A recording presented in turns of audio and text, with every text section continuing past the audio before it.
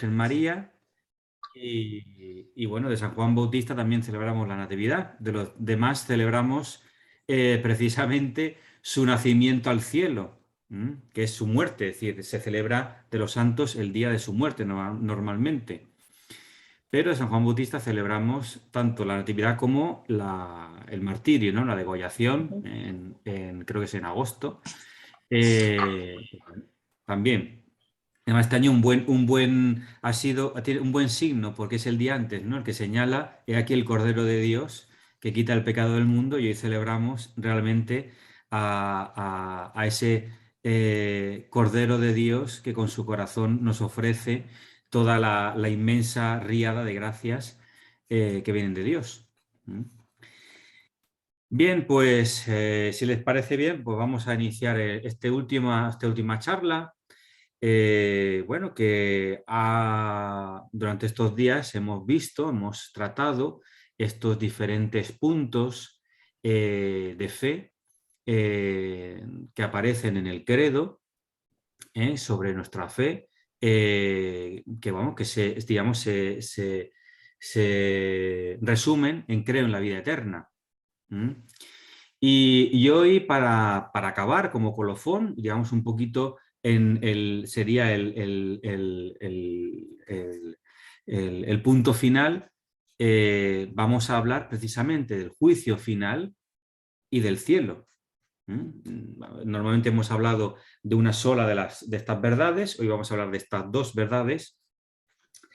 Y bien, como ya les decía a propósito del infierno, ¿no? Cuando hablamos la semana pasada del infierno, espero que no se me hayan asustado demasiado con la cuestión de las penas, ¿no? Eternas, o el del purgatorio incluso, o del juicio particular. Es verdad que los fieles o la gente, digamos, del común se ha hecho unas ideas un poco, digámoslo así, extrañas sobre estas dos realidades, tanto del juicio final como del cielo, la realidad del cielo, ¿no? Y bueno, pues hay veces pues, que vemos, ¿no? En las películas, pues hemos visto una representación del cielo pues un tanto curiosa, ¿no? Es decir, bueno, es verdad que todos son representaciones. Eh, Ciertamente la Iglesia no define el cielo como aquel lugar lleno de algodón, de nubes y de algodones, en el que todo es tan suave, ¿no? Bueno, lo que sí que creemos por la fe es que allí participaremos de la alabanza eterna que los ángeles y los bienaventurados, los santos, llevan a cabo a Dios, y de la cual la liturgia en la tierra debería de ser aún un pálido reflejo. A veces no llega ni a eso, ¿no? Ni a un recuerdo. Pero es lo que debería ser la liturgia. La liturgia, por ejemplo, por el lado de los ortodoxos, sigue teniendo fuertemente esa impronta. Es decir, como decía el Papa Benedicto, la liturgia es una ventana abierta al cielo. Es verdad que tenemos que contar con la limitación de las personas, es decir, los errores, etcétera, ¿no? Pero la liturgia en sí, toda la liturgia en la Iglesia, es una puerta abierta al cielo, es decir, a la vida eterna, a la eternidad. Y es una participación aquí en la tierra, repito, de la liturgia celeste. Por ello, debemos de esforzarnos, tanto los fieles como los sacerdotes y otros ministros de la Iglesia, en llevar a cabo esa liturgia, esa alabanza, esa adoración, de la manera más perfecta posible. No porque, como decir, por un afán digamos, de escrúpulo, sino porque precisamente nosotros estamos participando a algo que no es nuestro, que si no es la participación de algo que nos sobrepasa. Entonces, bueno, pues hay un poco eso, ¿no? Luego el juicio final, ¿no? Hemos visto películas en las que, no sé si era una película que se llamaba 2012 o una cosa así, en la que aquí hay toda una serie de cataclismos, todo se acaba, bueno, aquí se cae todo, la gente muere vamos, a porrillos, etcétera. Bueno, ahora vamos a ver el juicio final en qué va a consistir, o en qué debe consistir. Y de hecho, nosotros, incluso a lo mejor yo mismo, lo identificamos el juicio final con el final del mundo. El final del mundo entendido como físico, es decir, como el final del sistema solar, etcétera. Y aquí no estamos hablando como verán, que les voy a explicar, intentar explicar, no estamos hablando exactamente de lo mismo. ¿Mm? Bien, pues sin más preámbulos vamos a entrar en materia, que creo que es lo más interesante, ¿no? Bien, pues después de haber tratado, como les digo, en las anteriores charlas del juicio particular, el purgatorio y el infierno, pues ahora vamos a hablar de estas dos verdades de fe escatológicas, que son el juicio final y el cielo. Yo los sitúo en ese orden porque bueno, no quiere decir que uno vaya antes que el otro. Yo he preferido ponerlo el juicio final e incluso hablar del cielo en último término, porque precisamente es la meta a la cual todos estamos llamados a ir. Y claro, estas verdades, en principio, algunas de ellas precederían precisamente el juicio particular y el purgatorio principalmente, y bueno, aquellas personas que han muerto en la espera de la resurrección de los cuerpos, bueno, pues su alma creemos que se ha sido liberada de todos los pecados, las almas de los justos irán al cielo, a la presencia de Dios, ¿no? Y aquellos que han rechazado pues la salvación, han rechazado a Dios, pues irán por su propia voluntad bueno, pues a sufrir las penas del infierno, penas eternas. Bien, como ya vimos en la primera charla, es decir, en la que hablamos del juicio particular, tras la muerte se lleva a cabo el juicio particular, en el que se nos juzgará por nuestros actos, omisiones, pensamientos, es decir, por todo nuestro obrar en esta vida terrena.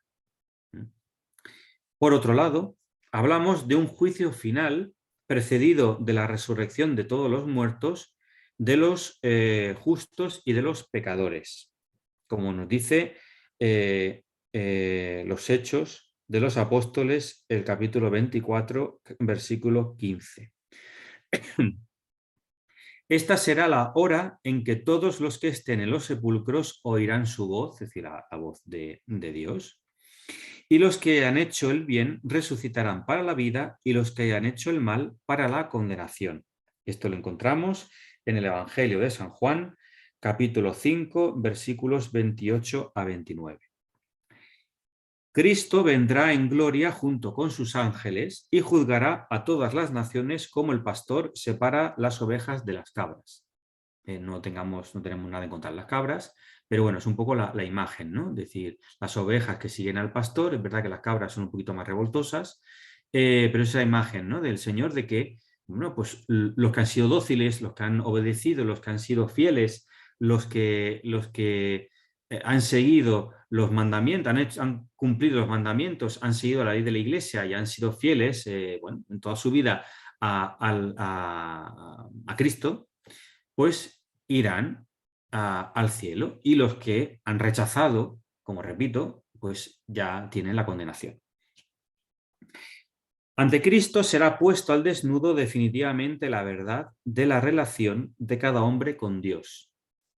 El juicio final mostrará hasta sus últimas consecuencias todo lo que cada uno haya hecho de bien o dejado de hacer en su vida terrena.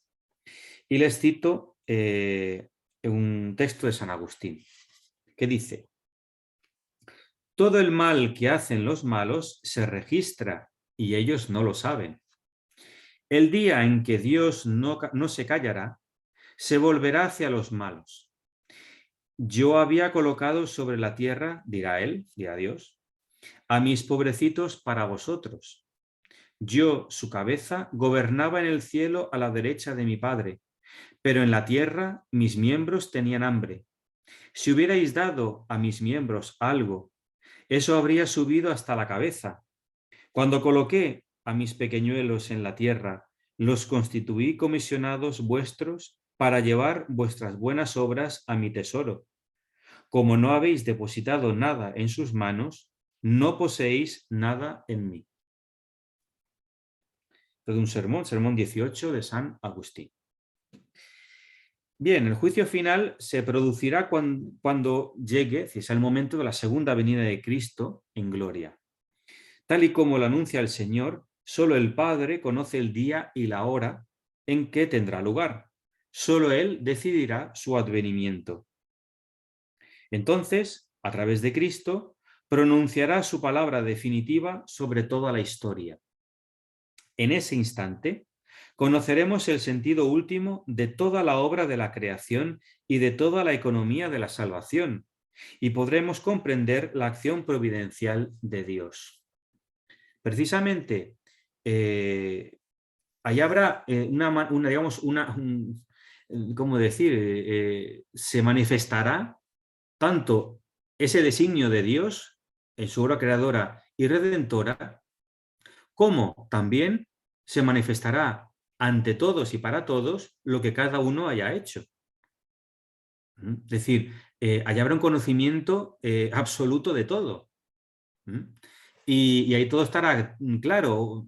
En vida podemos esconderlo, pero ante la presencia de Dios nada podrá estar escondido. Y de hecho, en ese juicio final será un juicio universal, es decir, ahí todos podremos conocer todo, de todos. Y precisamente porque, como decir, estaremos en presencia de Dios, el cual, aunque algunos piensen que no, pues Dios lo ve todo, es decir, conoce, tiene un conocimiento instantáneo de todo, con lo cual ahí nosotros participaremos en cierto modo de ese conocimiento de Dios, y por eso se manifestará todo para llegar a ese conocimiento. El juicio final es la manifestación inmensa de todo lo que el Señor ha operado por su sola presencia y por su obra redentora. El juicio universal, aunque sea presentado a menudo por las Sagradas Escrituras bajo la forma de una inmensa convocatoria al tribunal de Cristo, imaginémonos un gran juzgado, un gran tribunal en el cual Cristo está de juez y nosotros pues estamos no digo de acusados, pero estamos ahí presentes pues a ver cuál es la sentencia. Pero claro, ahí todo se hará claro y bueno, pues a ver, ya hemos tenido un juicio particular, pero ahí será un juicio universal. Bien, pues las escrituras, ¿no?, lo representan pues así, ¿no?, como un tribunal en el que Cristo está como juez, con un aparato judicial grandioso y una sentencia pública.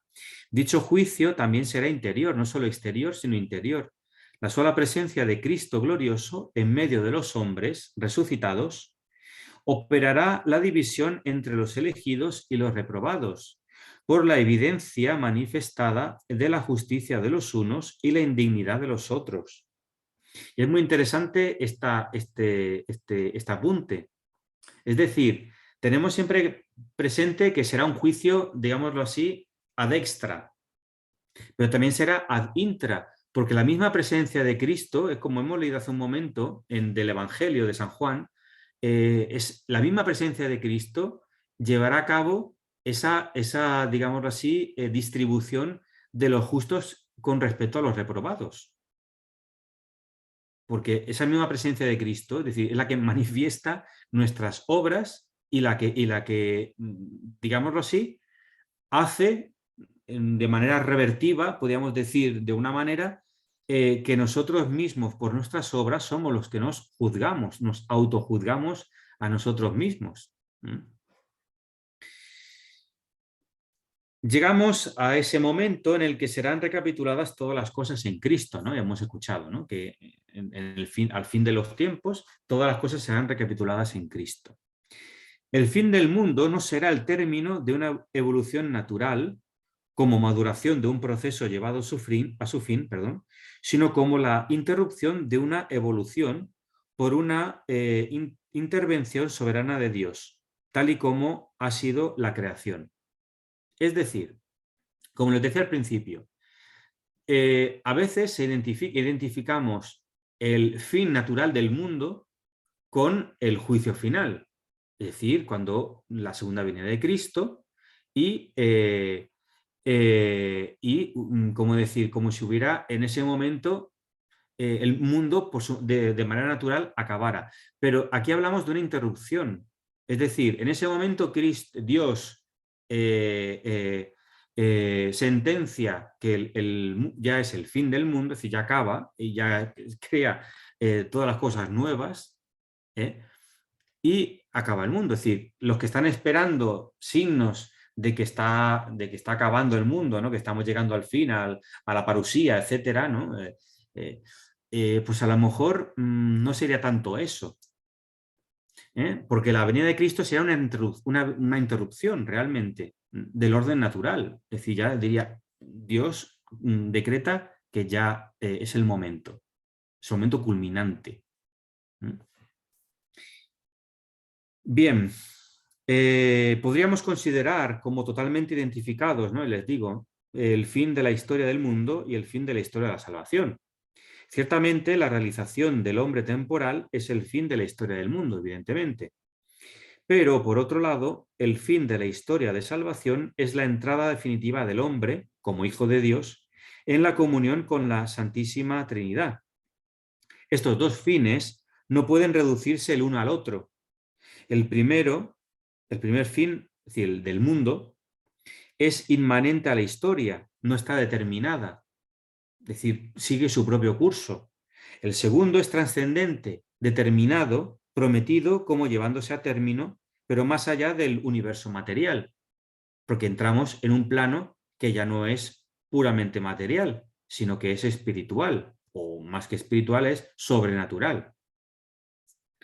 Podemos concluir diciendo que el fin de la historia, con respecto al juicio final, que el fin de la historia del mundo prepara al segundo, digamos, al juicio final indirectamente, y el segundo, es decir, el juicio universal, el fin de la historia de la salvación, no acaba ni perfecciona la primera, ya que interrumpe la historia. Repito, sería una interrupción, no un fin natural del mundo. Es decir, los planetas llegan a su término, el sol se apaga, etcétera, cosa que naturalmente, según los científicos, llegará en un momento determinado. Pero la segunda venida de Cristo no tiene por qué identificarse con ese fin natural. Eso es lo que venimos a decir. Por último, en lo referente al juicio final, podemos decir que su mensaje, que eso creo que es lo más importante, llama a la conversión mientras Dios da a los hombres todavía el tiempo favorable, el tiempo de salvación. Como hablábamos de los otros novísimos, ¿no?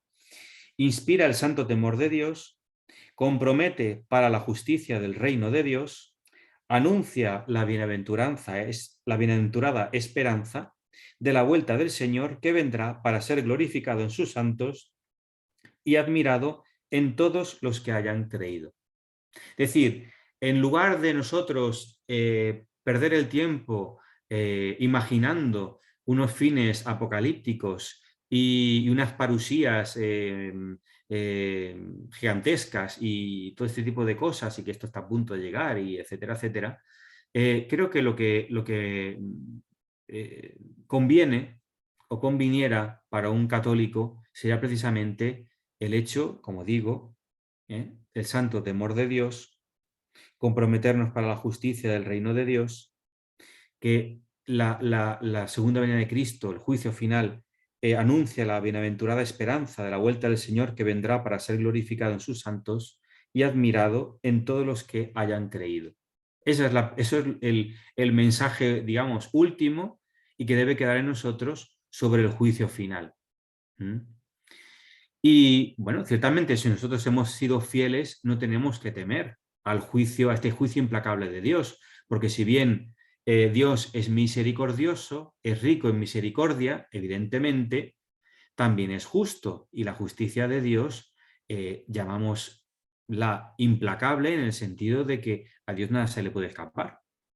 Y nosotros no podemos ser condenados delante de Dios, por más que a veces lo intentemos. Con lo cual, el juicio será verdaderamente justo de la justicia divina, que es la verdad. Bien, pues pasamos ahora, digamos, después de los juicios, de los purgatorios y de los infiernos, pues vamos a hablar de a lo que estamos todos llamados, que es pues a la gloria del cielo.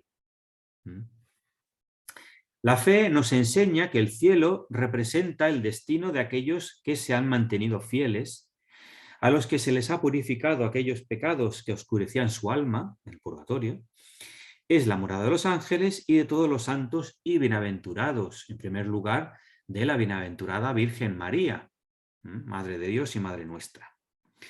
El Papa Benedicto XII, en su bula Benedictus Deus, nos dice: definimos con la autoridad apostólica que, según la disposición general de Dios, las almas de todos los santos y de todos los demás fieles muertos después de recibir el bautismo de Cristo, en los que no había nada que purificar cuando murieron, o en caso de que tuvieran o tengan algo que purificar, una vez estén purificadas después de la muerte, aun antes de la resurrección de los muertos y del juicio final, después de la ascensión al cielo del Salvador, Jesucristo nuestro Señor, estuvieron, están y estarán en el cielo, en el reino de los cielos y paraíso celestial con Cristo, admitidos en la compañía de los ángeles.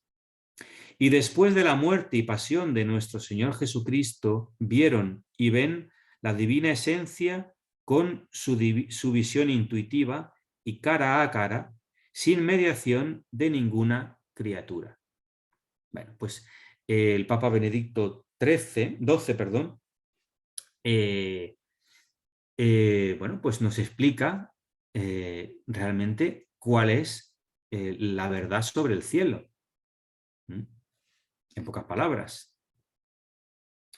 Como hemos dicho, el cielo es el fin último y la realización de las aspiraciones más profundas del hombre, el estado supremo y definitivo de dicha.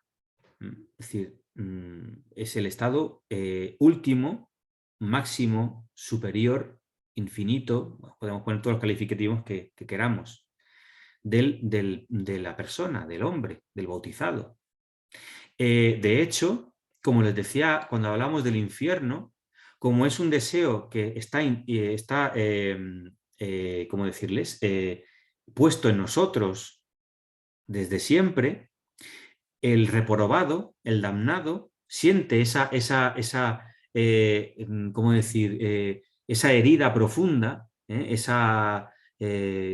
interiormente, como si estuvieran rasgando interiormente, porque precisamente hay por un lado ese deseo, digámoslo así, connatural, y al mismo tiempo hay el rechazo de ello. Eso provoca una ruptura interior. Y eso es, digamos, ya para empezar, es uno de las penas y uno de los dolores que sufre el damnado en el infierno. Precisamente que ha estado llamado a gozar de lo que debería ser su fin, que es la bienaventuranza eterna, la gloria, el cielo, y precisamente él lo ha rechazado y no puede volver atrás. Ya ha decidido, ya ha tomado esa decisión y ahora, pues, en su alma hay esa ruptura interior que es profunda y es dolorosísima, digámoslo así. Bien, la vida de los bienaventurados en el cielo consiste en la plena posesión de los frutos de la redención realizada por Cristo, quien asocia a su glorificación celestial a aquellos que han creído en él y que han permanecido fieles a su voluntad. Esta realidad nos lleva, por un lado, a tener presente la importancia y la urgencia de la evangelización y anuncio de la fe católica a todos, no solo a aquellos que se han alejado de la fe, a los que han vivido ajenos a la fe de la Iglesia, sino también a todos los demás. Claro, aquí se pone la cuestión que ya creo que hablamos, o que creo que aquí comentamos, sobre bueno, pues, aquellos que no han conocido a Cristo, aquellos a los cuales no se les ha anunciado la verdad de la fe. ¿Qué ocurre con ellos? Pero claro, Es decir, la visión de Dios es para aquellos que han recibido el bautismo y aquellos que han vivido una vida de fe. Pero ¿qué pasa con los demás? Claro, podríamos decir, bueno, pues hacemos como los testigos de Jehová. Ellos, bueno, primero no existe, para ellos no existe el cielo, ellos no consideran que hay un cielo, primero ya no creen en la divinidad de Cristo, no creen en el Espíritu Santo, entonces, bueno, pues es una especie como de amalgama, ¿no? Judaico, medio judaico-cristiano. Y claro, como en el Apocalipsis, que ellos llaman la revelación, bueno, el Apocalipsis es revelación, ¿no? Dice que, bueno, pues están los 144.000, pero claro, yo una vez en una discusión con una señora que era de los testigos de Jehová, yo le decía, bueno, ¿y los demás qué vamos a hacer? ¿O dónde nos van a meter? Porque va a haber muchos, porque ciertamente la población mundial es bastante más grande de 144.000. Sí, 144.000 es lo que hay en una gran ciudad aquí en España, no sé, entonces lo demás, ¿qué va a pasar? Una gran ciudad, una ciudad media. En San Fernando, de donde soy originario, pues hay unos 100.000 habitantes. Entonces, los demás, ¿qué van a hacer? No sé, es un poco angustioso, ¿no? De saber qué va a pasar con nosotros, ¿no? Que no vamos a fumar, vamos a desaparecer, vamos a caer en la nada. ¿Qué va a pasar? Ciertamente el Apocalipsis, como saben ustedes, es un libro muy simbólico y ahí estamos siempre con números que simbolizan realidades. El mismo número de la bestia una suma, digamos, haciendo sumas, pues llegan a ese número que, bueno, pues eso, según algunos, sería, de hecho, sería el nombre de Nerón, del emperador Nerón, el gran perseguidor de los cristianos, por ejemplo, etcétera. Bueno, el 144.000, bueno, pues representa un número muy grande. Y representa una multitud. Claro, la multitud puede ser una gran multitud. Pero ciertamente aquellos, ya incluso desde Santo Tomás en su Suma, declara, y eso la Iglesia siempre lo ha creído, que aquellas personas que sin culpa propia no han recibido el anuncio del Evangelio, no han conocido a Cristo, porque no se les ha anunciado, aquellas personas, esas personas que, repito, sin culpa propia no han conocido la verdad del Evangelio, pues esas personas se han vivido según su conciencia iluminada y regida por la ley natural que es inscrita por Dios en el corazón de cada uno. Bueno, pues esas personas pueden misteriosamente, por una gracia de Dios, llegar a la salvación. Siempre se considera que esas personas, si se les hubiera anunciado el Evangelio, si les hubiera predicado la fe verdadera, hubieran pedido el bautismo. Con lo cual, diríamos así, que se trataría de una forma de bautismo de deseo, muy implícitamente, pero sería como un bautismo de deseo. En ese caso sí, pero claro, podemos decir, bueno, y los demás, por ejemplo, los budistas, los musulmanes, yo qué sé, que sea, ¿no? Claro, ahí está la cuestión.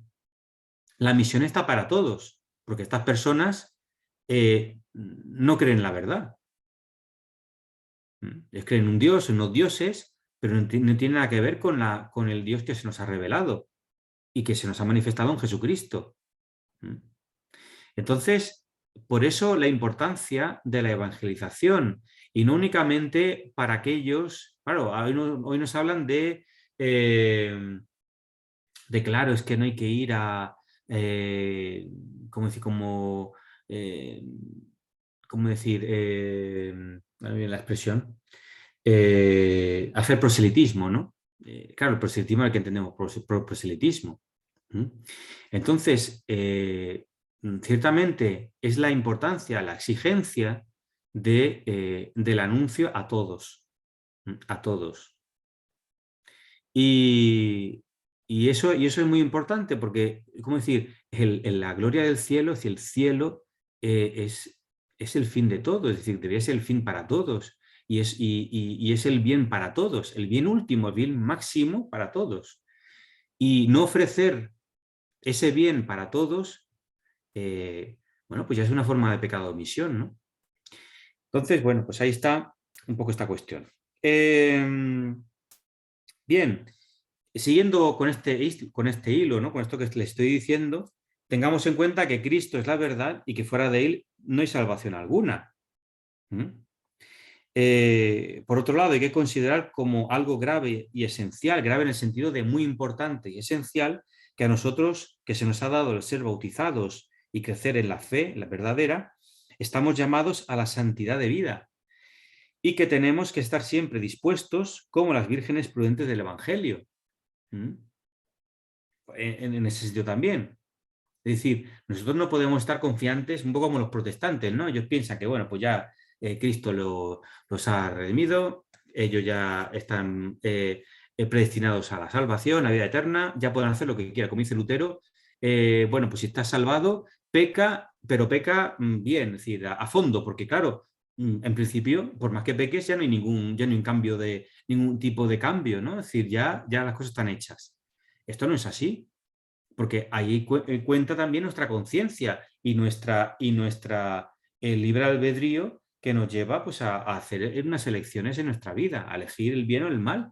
Y en tanto que elijamos el bien o el mal, allá va a haber unas consecuencias. ¿Mm? Como los demás misterios de la fe, esta comunión bienaventurada con Dios y con aquellos que están en Cristo, que es el cielo, sobrepasa toda comprensión y toda representación.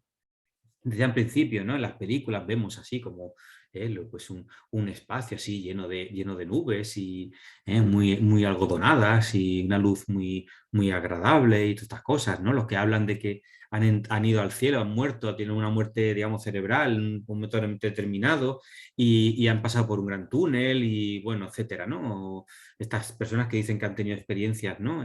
Suprasensibles, etcétera. Bueno, ciertamente la escritura nos ofrece un conjunto de imágenes que nos hablan de ella, de esta realidad del cielo. Es decir, vida, luz, paz, banquete de bodas, casa del Padre, Jerusalén celeste, paraíso, etcétera, etcétera, etcétera, ¿no? Estas imágenes no son en sí una representación, digamos, tal cual es, que bueno, participan, ¿no? Pero más que nada nos ayudan a vislumbrar ese misterio, dado que, como acabamos de decir, se trata de una realidad que sobrepasa nuestro entendimiento. Claro, nosotros somos seres sensibles, ¿m? Y necesitamos tener una imagen para poder tener un concepto de algo. Nosotros no podemos tener conceptos que sean completamente abstractos, deben tener cierta materialidad, digámoslo así. Con lo cual, pues claro, nos imaginamos algo así, decir, bueno, pues un San Pedro muy barbudo que nos espera en la puerta y que nos lleva a Cristo, y ahí va a haber Cristo sentado en un gran trono, que nos va a juzgar, etcétera. Bueno, y entonces ya vamos a pasar si no hemos cometido pecado o ya hemos sido librados de nuestros pecados, pues vamos a pasar ahí a formar parte un poco como los cuadros.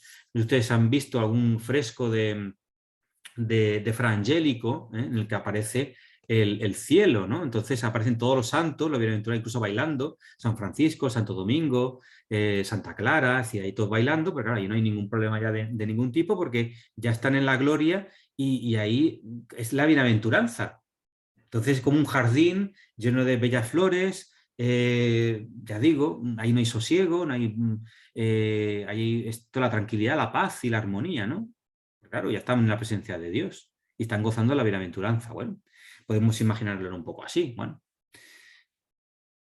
como sabemos, Dios no puede ser visto tal cual es, dada su santidad y trascendencia, únicamente cuando Él mismo abre su misterio a la contemplación inmediata del hombre y le da capacidad para ello.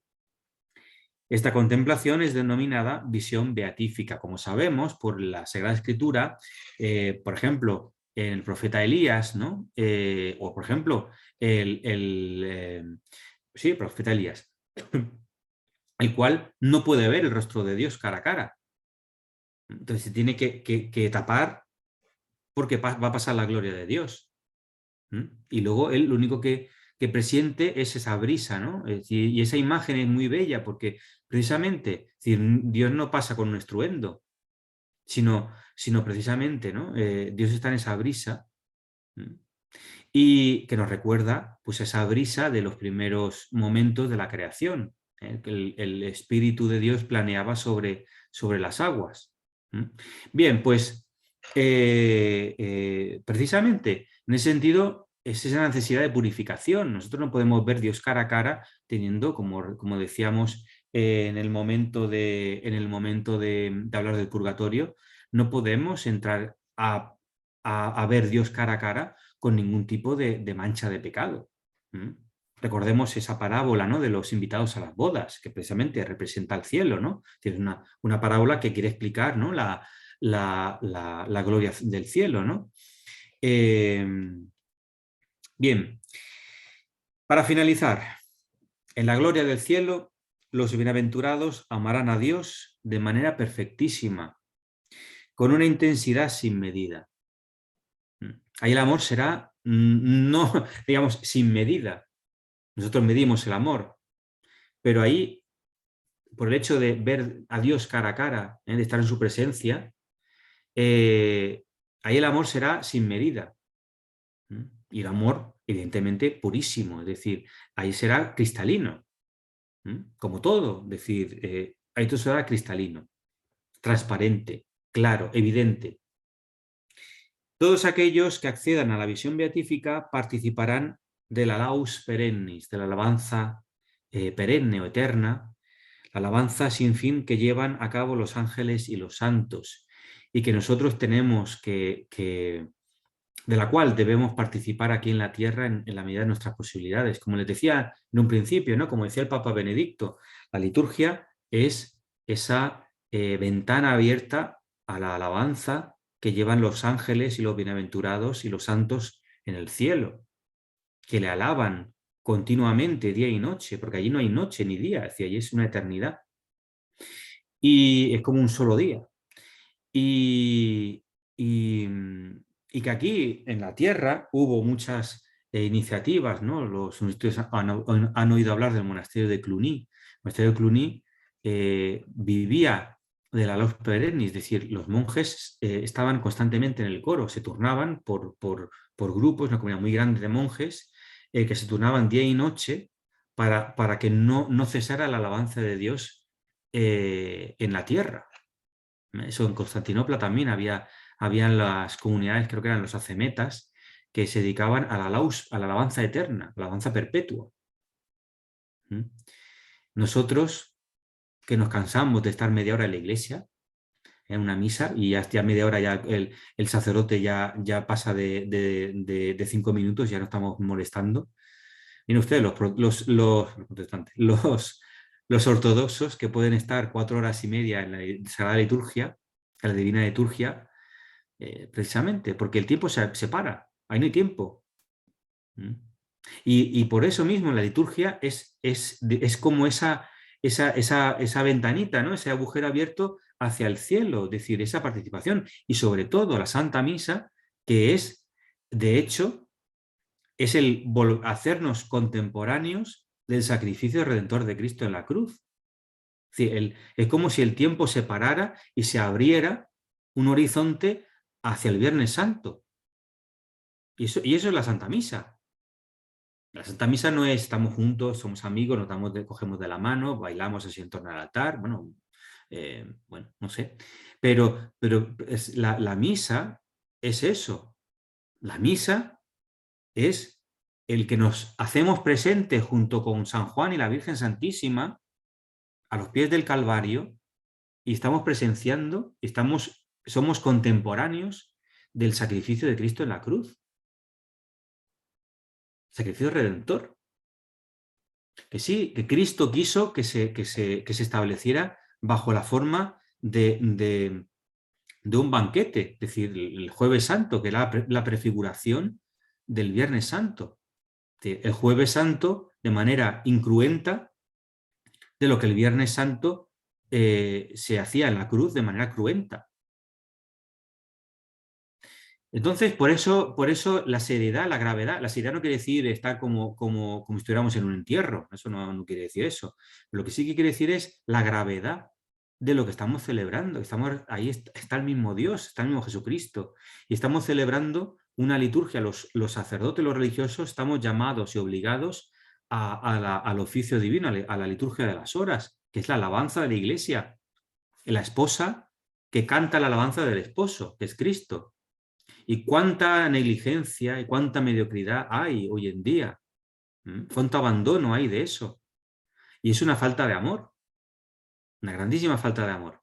Entonces, todo eso nos tiene que hacer pensar en el hecho de que nuestra vida en la tierra, nosotros somos peregrinos. No nos tenemos que aferrar de una manera absoluta a nada. Porque estamos llamados precisamente a esa ciudad eterna, a esa ciudad celeste, a esa Jerusalén del cielo.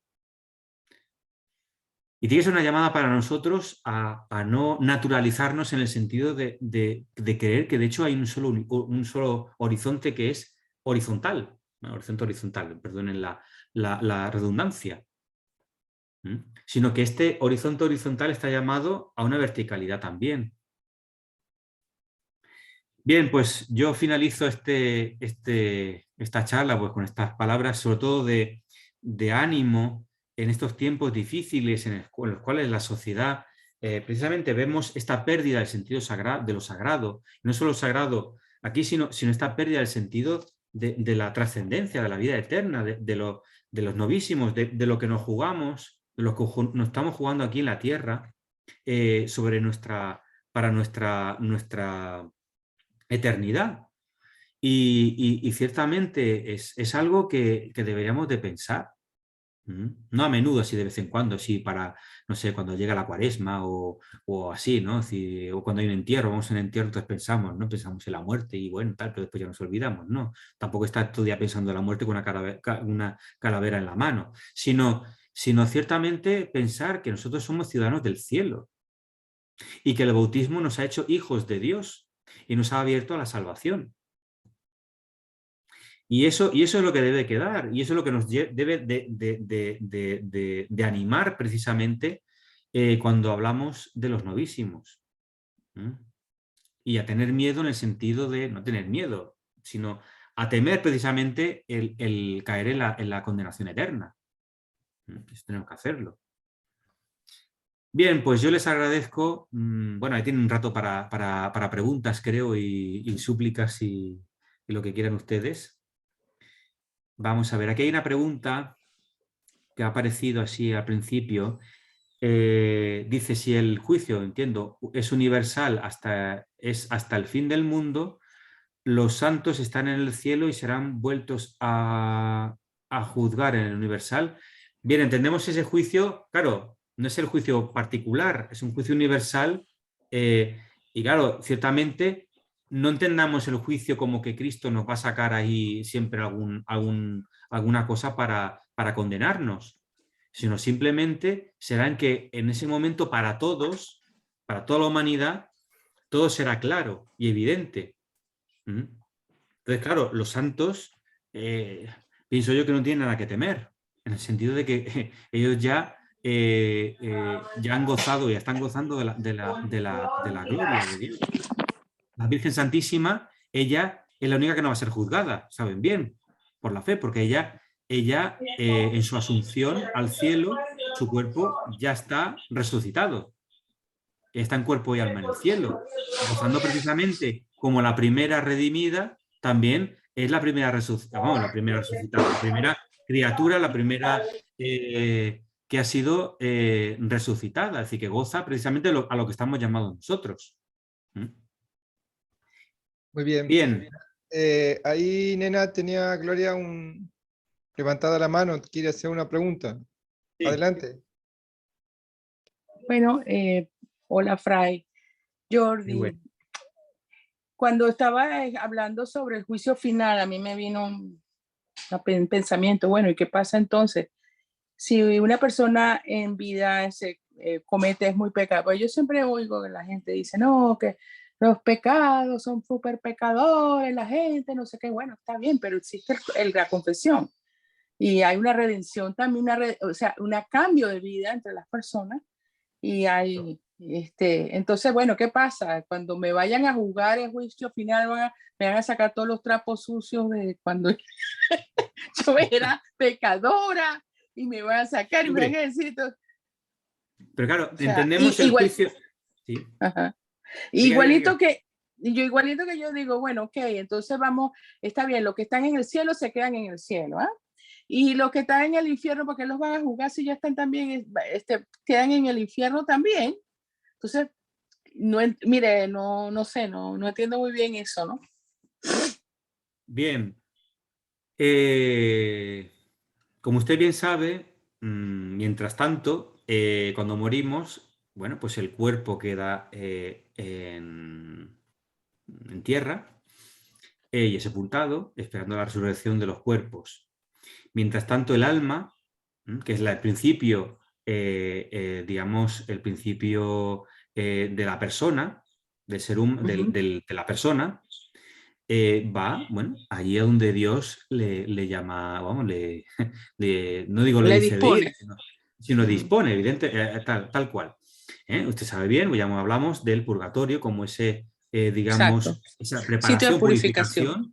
purificación, que, bueno, y luego está el infierno, es decir, la persona que, como decíamos, ha muerto rechazando la salvación, rechazando a Dios de manera consciente, etcétera, etcétera, y hasta el último momento de su vida, hasta el último instante, seguido rechazando a Dios, bien, pues él, por su libre albedrío, es decir, por su libertad, su libre elección, digámoslo así, bueno, pues él mismo se condena, Dios no condena. Decíamos que Dios no predestina a la muerte, a la segunda muerte, que se llama al infierno, ¿no? Que es como una segunda muerte.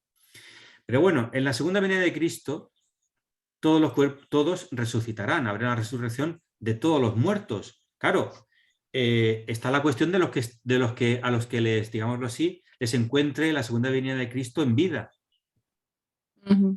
Podríamos decir, bueno, ¿y eso es qué? Claro, ahí va a haber ese juicio universal precisamente en ese sentido, porque unos ya han sido juzgados, ha habido el juicio particular. Pero claro, va a haber ese juicio universal en el cual, como decía, ¿no? Hay esa imagen digamos, de la escritura en el cual estaremos todos ahí, y en el cual, más que un juicio, es decir, una condenación o una acusación, lo que será más bien es que todo estará al descubierto, para todos. Claro, el juicio personal, juicio particular es personal de cada uno, lo que cada uno ha sido, bueno, no tiene por qué haber un segundo, o sea, otra vez, ¿no? Es decir, una segunda instancia, diríamos, en derecho, ¿no? Sino ciertamente es que en ese momento todo será conocido de todos y para todos, con lo cual, tanto para aquellos a los cuales les haya llegado el momento de la segunda venida de Cristo, la parusía en vida, como aquellos que, bueno, pues, porque claro, hablamos del alma, seguimos hablando del alma, pero allá habrá también el cuerpo. Y como les decía, la condenación, la damnación, será también una muerte tanto del cuerpo como una destrucción tanto del alma como del cuerpo. Es decir, y hablamos de condenación eterna, pero como decir, ellos no van a gozar de la bienaventuranza, entonces, ¿para qué una resurrección para aquellos que están damnados? Va a haber una Exacto. resurrección, evidentemente, pero para su perdición, para lo que llama el Señor en el Evangelio la segunda muerte. Es decir, porque será una muerte, es decir, una muerte definitiva. Es decir, no Exacto. sé si me explico. Claro, no se le puede explicar de una manera, le podía explicar de una manera totalmente, no sé, científica, no puede ser, es decir, esto no es posible. Primero, porque es un hecho que aún no ha llegado. El juicio particular, cada uno cuando muere, pero el juicio universal aún no ha llegado y es único. Y no podemos decir, bueno, como ya ha habido algo, pues le puedo explicar y bueno, más o menos va a ser así. Es que no, es decir, y la fe nos habla de eso.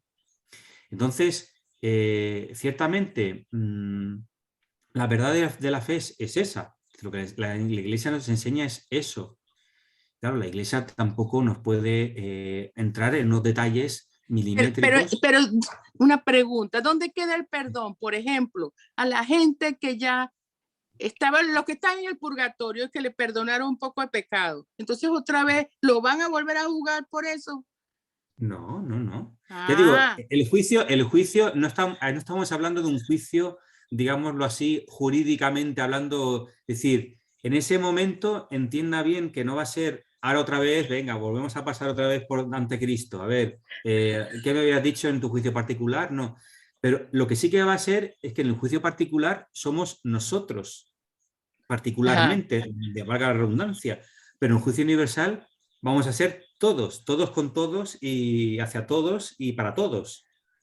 En el cual, pues, nosotros vamos a ver todo lo que los demás han cometido, han hecho. En ese sentido, ese va a ser el juicio. Pero ya aquí la sentencia está dada, digámoslo así, valga digamos la expresión jurídica. Ajá. Y en ese momento es cuando va a haber la resurrección, ya digo, de la los resurrección de los cuerpos. cuerpos gloriosos. Y claro, los que estén destinados a la gloria serán gloriosos. Los que estén destinados, es decir, los que estén damnados, pues aquí de glorioso no va a haber nada. Va a haber ruinoso más bien, más que glorioso. Por decirlo de alguna manera, ¿no? Un poco. ¿Me entiende? Entonces, eso es lo que... Sí. Eso es lo que y ciertamente en esta vida estamos llamados a la conversión y constantemente Dios nos llama a la conversión, constantemente, a su perdón, constantemente. Y usted lo sabe muy bien, como yo lo sé muy bien, como Ricardo, como todos, sabe muy bien que Dios constantemente nos está tendiendo la mano. Y precisamente la confesión, claro, se presenta como un tribunal, pero precisamente es un tribunal para nuestra absolución, precisamente, fíjese usted, es decir, además tiene ese bueno, que ese juicio es para una absolución. Dios nos perdona nuestros pecados, siempre y cuando nosotros pidamos perdón por los pecados, y pidamos perdón, sí. Porque Dios no puede perdonar lo que nosotros no pedimos perdón. Pero en ese juicio todo el mundo va a saber todo lo de todo el mundo. Ahí está, todo. Eso es. Lo suyo, usted lo mío y todo lo de Ricardo. Así que ese va a ser me gusta. Vamos a andar viendo los de todos, así que más vale que hagamos cosas buenas. Por eso mismo. Sí. Muy bien. Ahí Sandra tenía levantada la mano. Está bien. Gracias, buenos días. Padre, sí, precisamente como reconfirmar lo que Gloria está diciendo y usted, yo lo entiendo como vamos a estar todos, pero si estamos ocupados en lo de nosotros, igual yo pienso que no nos va a importar lo del otro, es decir, la mente o el espíritu no va a dar para mirar al otro porque sería juzgar y no estamos destinados a eso, solo Dios, lo entiendo así. Bueno, eso es verdad. Y aparte... bueno, pero aquí... Sí. Aparte pienso, perdón, disculpen. Sí, no, diga. Y lo otro, se me escapó, ¿qué iba a decir? Bueno, lo otro es, como es una forma, yo sé qué decirlo, pues vamos a estar en cuerpo y alma, por decir, el cuerpo pues físico, digamos, también va a renacer, pero realmente el cielo, como usted nos lo da a entender, y creo que es así, realmente es el alma, no va a haber un cuerpo físico y nos vamos a ver así. No, pero digo, Jesús, porque cuando Jesús también tenía cuerpo y él tenía cuerpo glorioso. Exacto. Sí, a eso me refería. Y como las apariciones de la Virgen, las personas que lo pueden ver la describen, digámoslo así. Sí. Será padre que entonces así vamos a resucitar así en cuerpo, realmente nos vamos a ver así por la gracia de Dios todos. Claro. Jóvenes y felices. Digo, no felices por estar jóvenes, sino porque todo es como tan limpio que creo que vamos a ser como muy niños, muy jóvenes, muy limpios. Es lo que creo yo. Dios los bendiga. Bueno, como decir, a eso ya no llego. Pero bueno, la bienaventuranza es la felicidad. Es decir, los bienaventurados son los que gozan de la felicidad eterna. Sí. Y hablaba del amor sin límites, un amor realmente, ¿cómo decir? Porque participaremos de ese amor de Dios hacia nosotros. Es decir, la resurrección de los cuerpos, es decir, bueno, pues Cristo resucitó al tercer día y, bueno, pues ya gozaba de un cuerpo glorioso.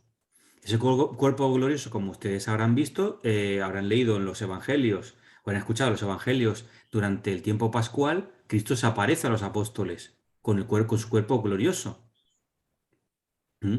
En la ascensión, bueno, pues Cristo asciende al cielo, sube al cielo para estar sentado a la derecha del Padre y nos promete el Espíritu Santo en Pentecostés. Entonces, ciertamente la Virgen Santísima, al final de su vida terrestre, como dice Pío XII, ella es asunta al cielo. Cristo asciende. Es decir, son dos conceptos muy distintos. Sí. La ascensión, es decir, es algo activo. Y la asunción es algo pasivo, es decir, la Virgen es asumida por Dios, es decir, llevada por Dios al cielo. Ujú. Y su cuerpo que es puro, porque ella no ha cometido ningún pecado y ella no ha tenido ninguna mancha de pecado, ni pecado original, ni pecado personal de ningún tipo, pues porque ha sido concebida sin mancha de ningún pecado, su cuerpo también está resucitado en el cielo. Sí. Y nosotros estamos llamados precisamente a eso, a ese cuerpo glorioso. ¿Ese cuerpo glorioso cómo está? ¿Cómo será? Bueno, los teólogos hablan de las propiedades de los cuerpos gloriosos. Pues sí, es decir, como les digo, nosotros podremos ver, es decir, no es para juzgarnos entre nosotros, para decir, bueno, pues vamos a ver, pues tal hermano resulta que se comporta, pues entonces yo voy a ver y voy a decir, oye, pues mira, ahora estoy viendo todo lo que se hacía, que a mi espalda todo lo que me hacías, que te burlabas de mí o que no sé qué, ¿no? Sí, o que yo qué sé, en fin, me metías, no sé, en fin, cualquier cosa, no podíamos decir. Esto no es así, esto no va a ser No. así. Esto no va a ser una pelea de hermanos ahí como en el cielo, ¿no? Esto no va a ser así. Lo que va a ser es que nosotros vamos a gozar de una visión que nosotros no tenemos aquí en la tierra y una intuición Sí. que nosotros no tenemos en la tierra, que lo tienen los ángeles. Lo tienen los ángeles, lo tienen los bienaventurados, lo tienen los santos. Es una de las propiedades de los cuerpos gloriosos. Claro, los cuerpos gloriosos, bueno, dice el Señor, allí no habrá matrimonio, es decir, no habrá hombre-mujer, es decir, el matrimonio es para esta vida. Allí no habrá esa necesidad, es decir, ¿por qué? Porque ahí será la eternidad. Ahí lo que contará es el sacerdote para siempre, el sacerdote es el sacerdote in eternum, para siempre, porque participan del sacerdocio de Cristo, que es sacerdote para siempre. ¿Cómo serán los cuerpos? Que serán como los niños, que serán como los jóvenes, que serán no sé qué, no sé cómo serán. No Es decir, claro, sabemos. no sabemos, porque, como decir, podemos tener un indicio, por ejemplo, las apariciones de la Virgen. Aquellos que han visto a la Virgen, pues siempre tienen esa visión de una mujer de luz, una mujer bella, una mujer, es decir, claro, ellos, los videntes, no ven, digamos, si ven a la Virgen tal cual es, pero a través de sus posibilidades como personas. Ujú. Es decir, o cuando alguien ha visto, tiene una visión de Cristo. Ujú. Es decir, esa visión se le concede, pero ¿cómo decir? A través de lo que esa persona puede percibir también. En cierto modo. Pero esa persona ve un ser, vamos, a Cristo en la luz, a Cristo en la gloria, precisamente. De hecho, los apóstoles tuvieron esa experiencia en la transfiguración. Ujú. Sí. En la transfiguración ellos vieron digamos, la gloria de Cristo, Sí. aunque fuera por un instante. Entonces, y lo vi, es decir, Santa Bernardeta de Lourdes, los tres pastorcillos de Fátima, etcétera, ellos vieron a la Virgen Santísima y la vieron tal y como está en la gloria, es decir, con su cuerpo resucitado, un ser, la Virgen Santísima, una mujer de luz, una mujer, ¿cómo decir?, que destella todo lo mejor, es decir, no sé cómo decirles. Ciertamente, pues entonces nosotros podemos guiarnos por esos, no digo indicios, sino por esas verdades, esa realidad. Podemos guiarnos, ¿no? Para hacernos una idea de cómo será eso. En fin. Muy bien, Fray Padre, Jordi, muchas disculpe, gracias. ay Ricardo, les puedo comentar una experiencia del Corpus Christi, que es de lo que estamos hablando referente, lo que podría ser un cuerpo glorioso. Les cuento que acá en la diócesis de Las Vegas preparó para hacer la procesión del Corpus Christi el sábado pasado. Yo invité muchas personas, obviamente, uno quiere compartir, nadie me acompañó.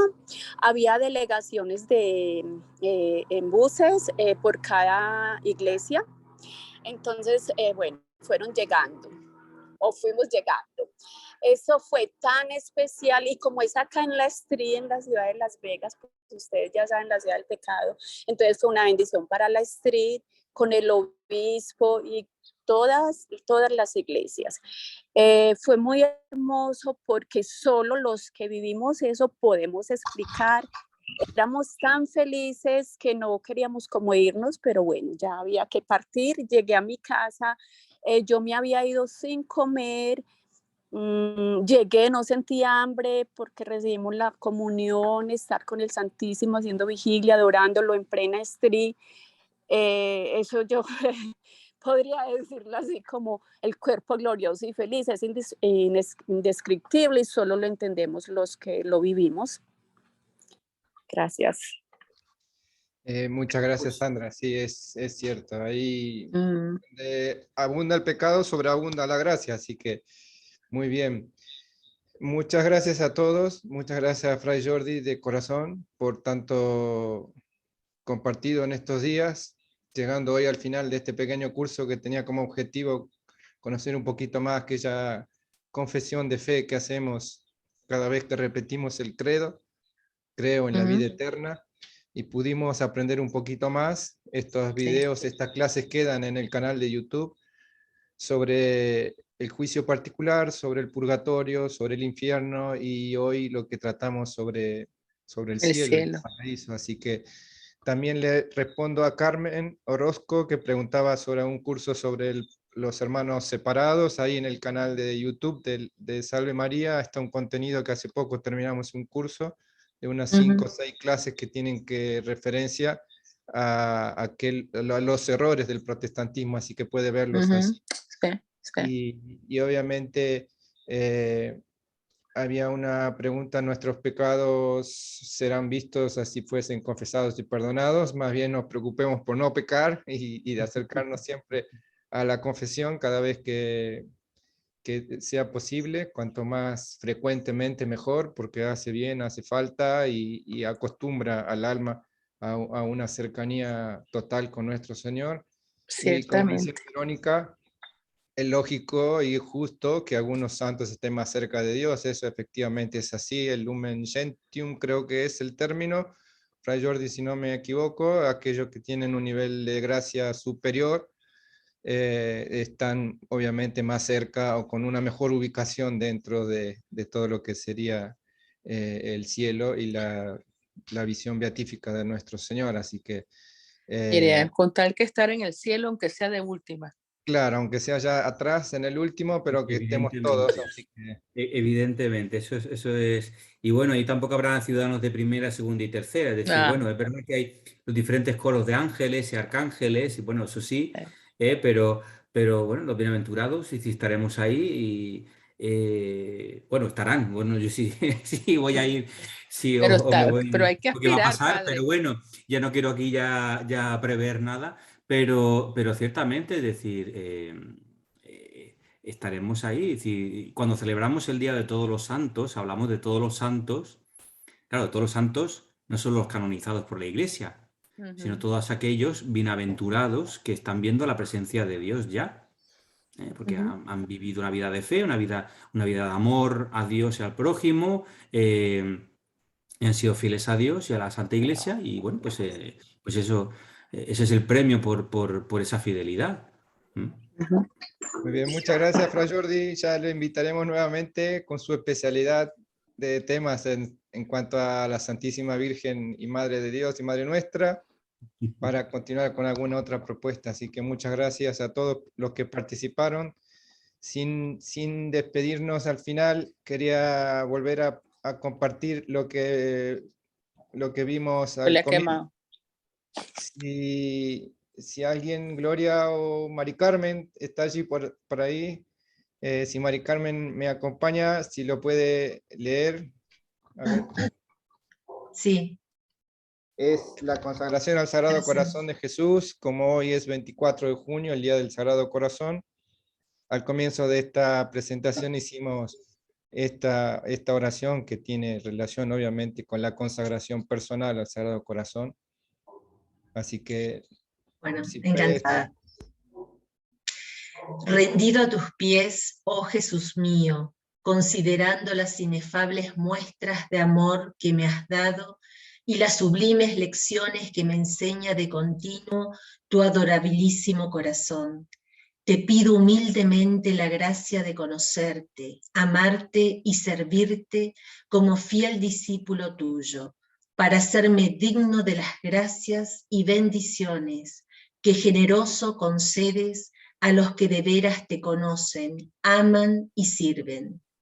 Mira que soy muy pobre, dulcísimo Jesús, y necesito de ti como el mendigo de la limosna que el rico le ha de dar.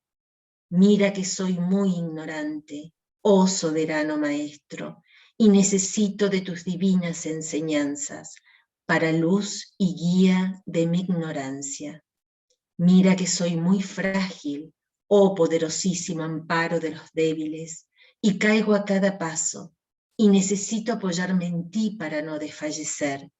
Sé todo para mí, Sagrado Corazón, socorro de mi miseria, luz de mis ojos, báculo de mis pasos, remedio de mis males, auxilio en toda necesidad. De ti lo espera todo mi pobre corazón. Tú lo alentaste y convidaste, cuando con tan tiernas palabras dijiste repetidas veces en tu evangelio: venid a mí, aprended de mí, pedid, llamad.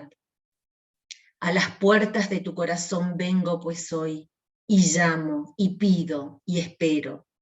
Del mío te hago, oh Señor, firme, formal y decidida entrega.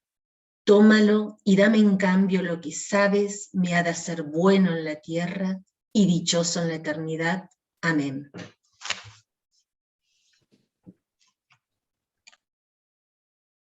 Muy bien, muchas gracias.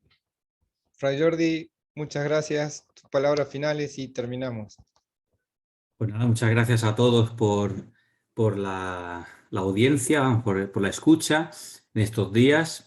Bueno, y ciertamente gracias a Ricardo pues por la invitación y bueno, yo dispuesto en la medida de las posibilidades pues, de seguir participando y colaborando con esta bonita obra, humilde pero bonita obra mariana y cristiana, ¿no? De formación cristiana, que creo que es una de esas necesidades que hay hoy en día tan grandes, ¿no? Para los fieles católicos, que es una formación sobre la propia fe.